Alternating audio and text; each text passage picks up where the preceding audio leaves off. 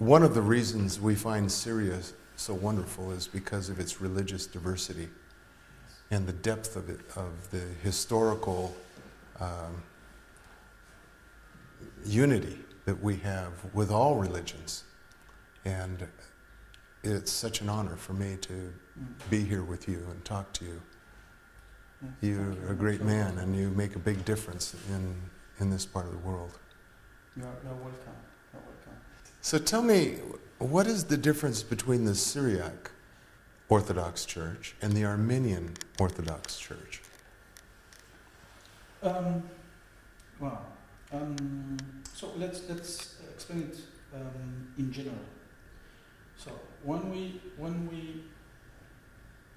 have this one Church of Jesus Christ, I would say the Church of Jesus Christ has three families. There's the Roman Catholic, the Church of Rome, the Evangelical or Protestant churches, and the Orthodox families. In the Orthodox family, we have two families. One is the Byzantine traditional churches like Russian, Greek, Romanian, Bulgarian, etc., etc. And non-Byzantine, the churches, they don't follow the Byzantine tradition, which is the Armenian, Syriac, Ethiopian, Indian, and Coptic church. These five churches make the one family, which is the in Orthodox churches, but they are not following the Byzantine tradition or rites. So the Syriac and Armenian Orthodox churches, they are very close in the church teachings, in the traditional rites, in etc., etc. But of course, there is also traditional, I will not say differences, but traditional richnesses, which means another language, another vestment, another kind of song or melodies, etc., etc. But in the principle church teachings, the same. They have the same theology. So much of what we're exploring and want to bring to light with our visit here, and correspondingly with how we use this footage, is to show people, especially in the United States, what the religious environment is here, and to have your perspective on that. It will be, I promise you, enlightening to 99.9% of all Americans. We say that Syria is the cradle of its civilization, religions, cultures, etc., etc.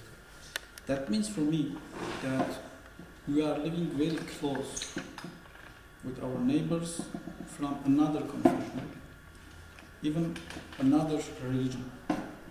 So it is something that not new for us.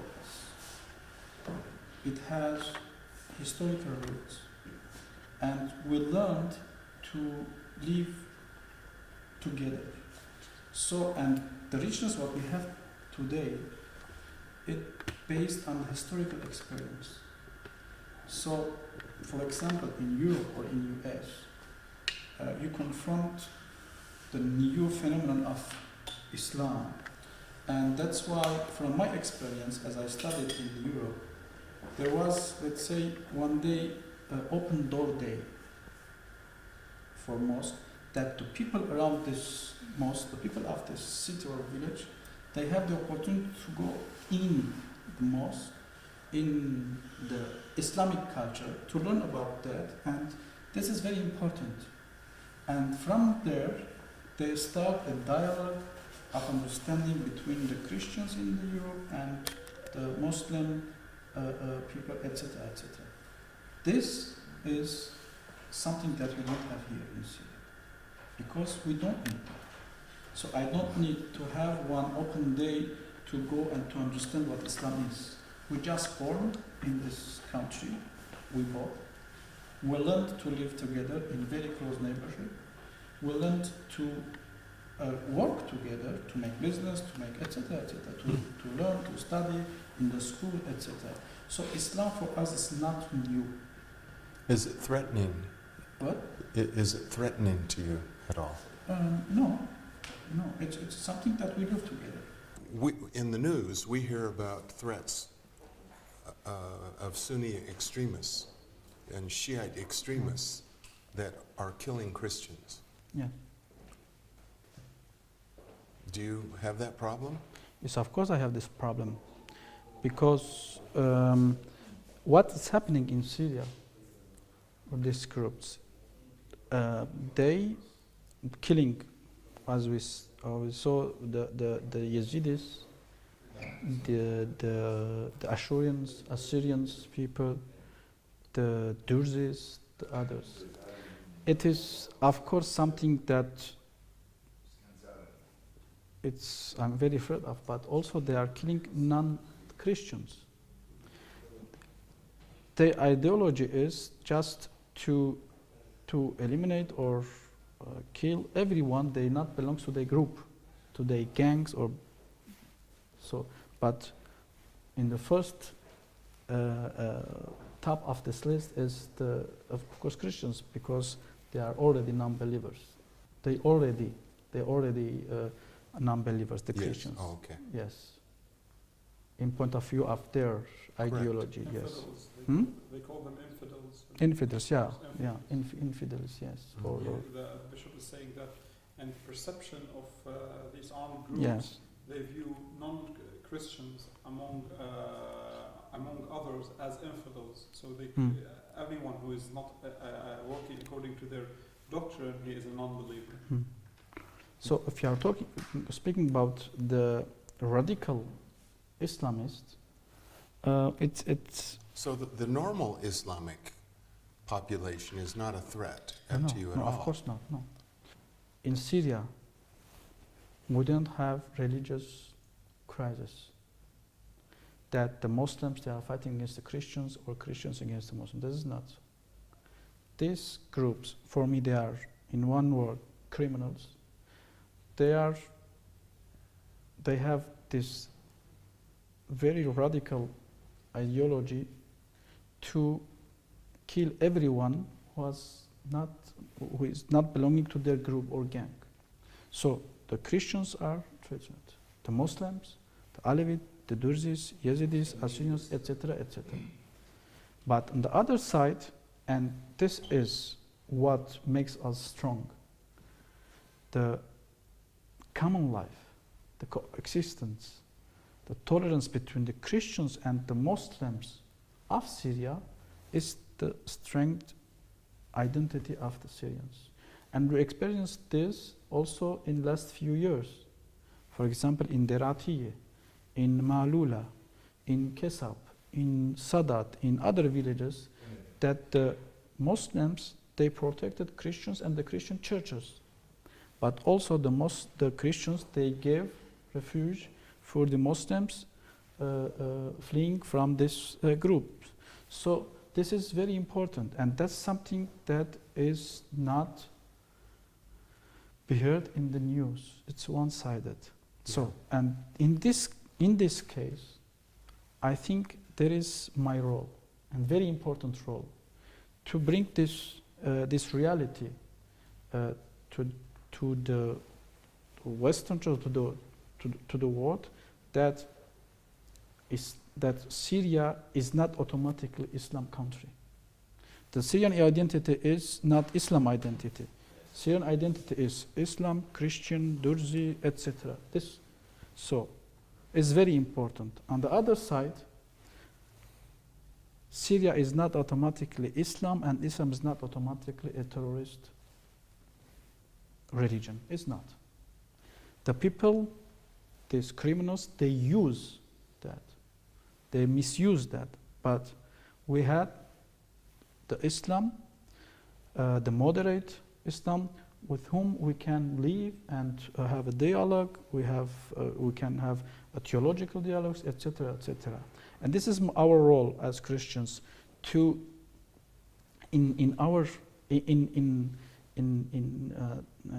to live here, to bring this reality and say, so Islam actually is not only the religion of jihadists, actually it is the religion who also bears this this heavenly principles like love of God, peace, respect, human rights, etc., in their ways, and we can live with them. And so maybe we can bring our contribution to this Islamophobia that we have in new phenomenon in Europe, in US, or in West, in East, etc., etc.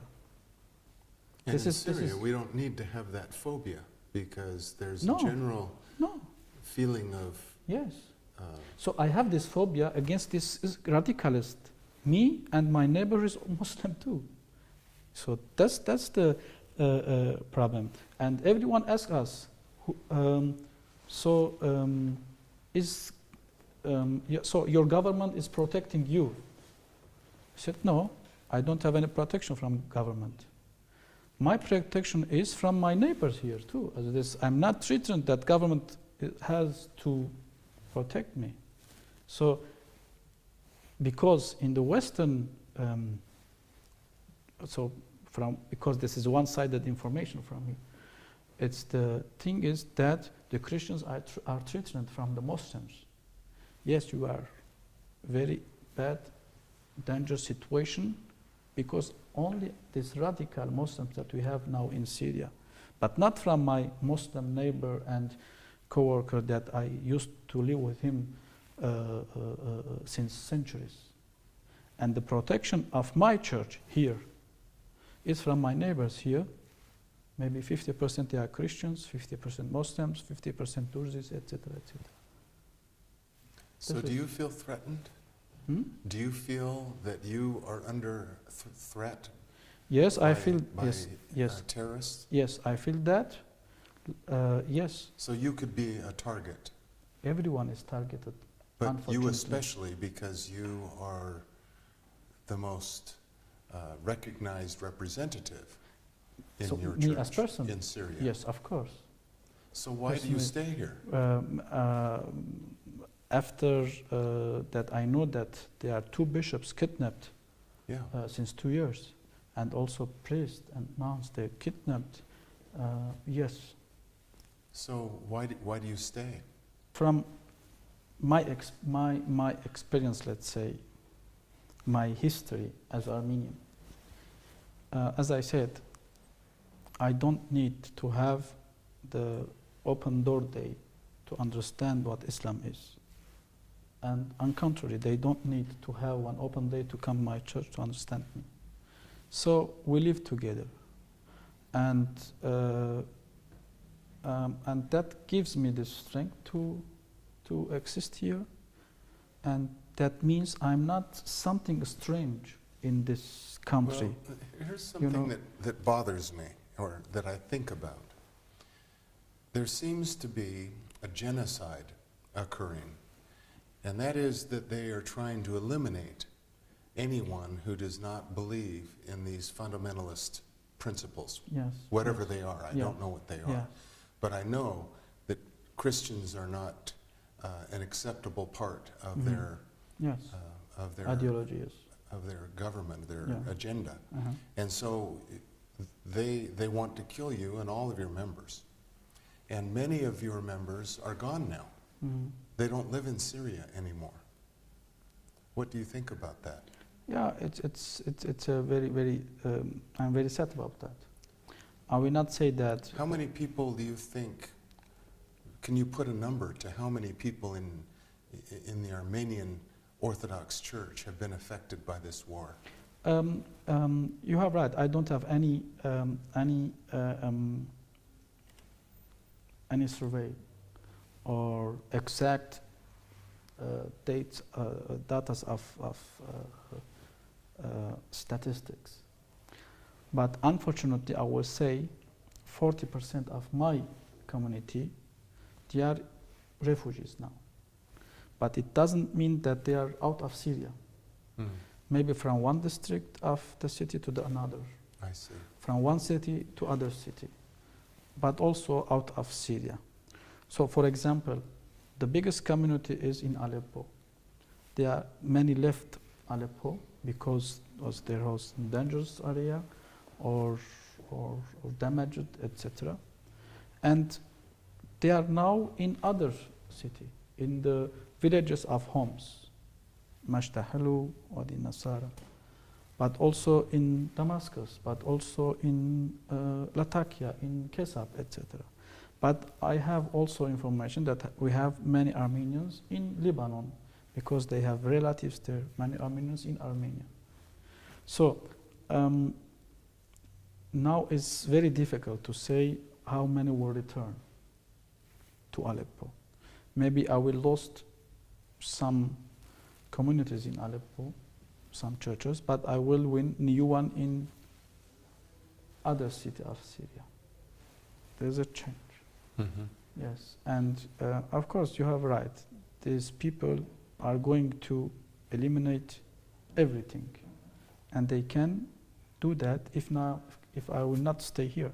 So I have to stay here to protect my identity too, and especially for me as Armenian, Syria became for me a land of life. I lost my life 100 years ago because of the Armenian genocide, and I found new life as a community in Syria.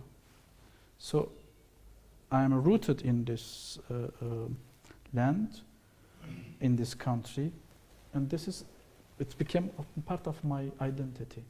Who is fighting this war for you? Who is protecting you and your country? Who represents your best interests? My best interest represent the Syrian people. As I said, we had this experience in many villages that the Muslims protected the Christians and the Christians the Muslims. But also protected me, the government. Why would the government protect you? And why not? It's its duty. To protect me, and the protection of the government, I understand in many levels, in many kind of protection, with the army, but also with the presence of the governmental and institutional role in the society. It is The yes, laws? laws, The yes. laws protect you. Yes. Article 60. And what does that say? 60 says that we have in Syria Armenian Orthodox Church, and the law of the Armenian Orthodox Church is 1, 2, 3, etc. It's Wow. recognized and for example, we spoke about spiritual court. I have this, so I have my freedom to decide, To judge your people. to judge my people, and I can also edict كيف تقول إصدار قرار محكمة. معلش انا بس اشرح له هي الفكره هي شوي معقده فكره لا أنا بدي أقول إنه issue a decree issue so- a resolution yes so كيف تقول إصدار قرار محكمة. court ruling. Yeah, court ruling and our decision. So and we write it in the name of the Syrian population. This right is given to me. Yes, and Syrian people. And what I decide, the execution of my decision is made by police department and etc. So the governmental Wow. apparatus is under my, let's say, decision too. It's something, and it's given me not because I am an institution, but it's given me as a religious institution or church. I will not say group, but as an institution or church, and it's very, very important, which gives me to give me to practice my religious rights, services, etc., and which gives me also right to have my own school. Of course, I will have the program of the Ministry of Education, but also to add that Christian education. It's right that I have it from government, and it's rooted in. It's not agreement. It's rooted in the constitution. Yeah. The concept of what they call spiritual courts here in Syria You have various kinds of courts in Syria. Mm. You have courts for civil issues, you have court for Criminal, issues, yeah. but you have personal affairs courts Yes. which deal with, as I told you, for marriage, endowments, inheritance, and things of this sort. The Syrian law says that every person, the personal affairs of each person will be decided by the teaching of his religion. Yes. As a result, the government has allowed every denomination, every Christian denomination in Syria, they have their own spiritual court, and this spiritual court issues rulings in the name of the people of Syria, like any other court in Syria. So like baptisms, marriages, divorces. Exactly. Everything Yes, is by and- the church. Church rulings are final. Of course, the special spiritual courts, they have court rulings. These court rulings have judicial power, and they are the execution department and the Ministry of Justice have to execute them Mhm. and has to carry Yeah. them out as if any other resolution Yes. from any other court.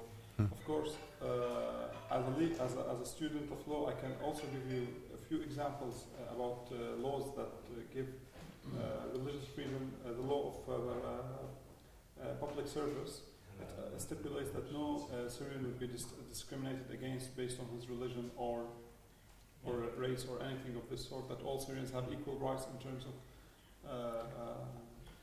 public service or having government jobs. This is not the vision. Hmm. Maybe another example that gives us the as Christians this freedom of our faith.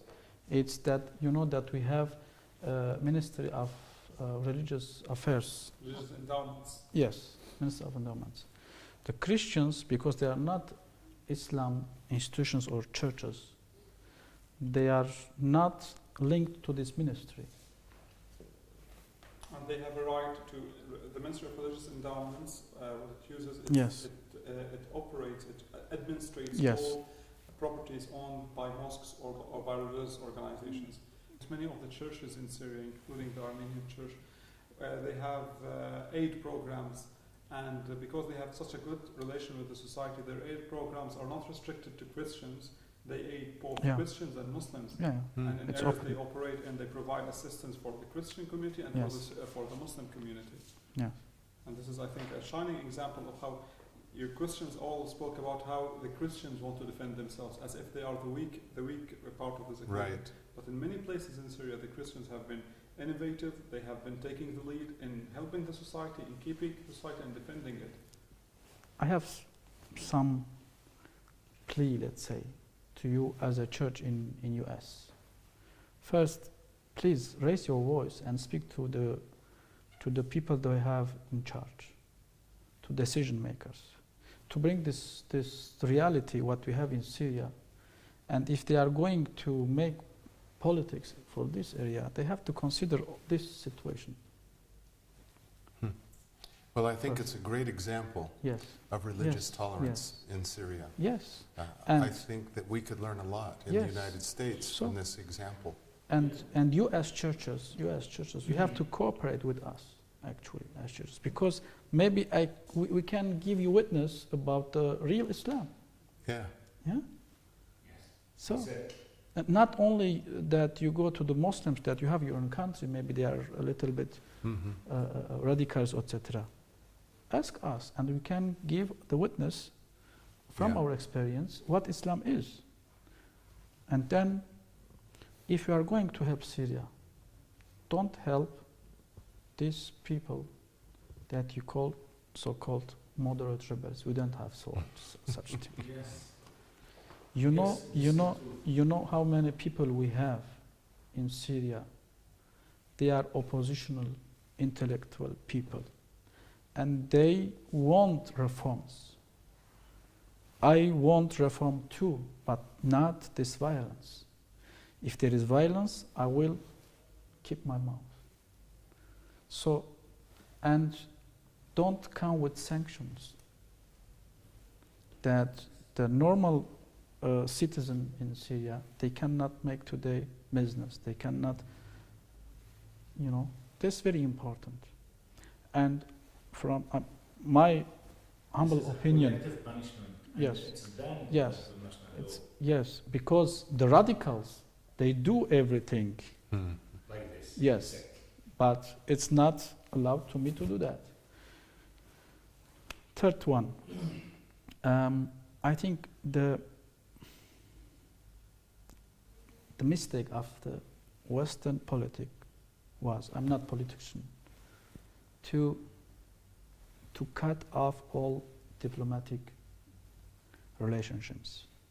Who is going to follow this process of democratization, the process of dialogue, the process of reforms, if not the diplomatic representatives in Syria, diplomats, ambassadors?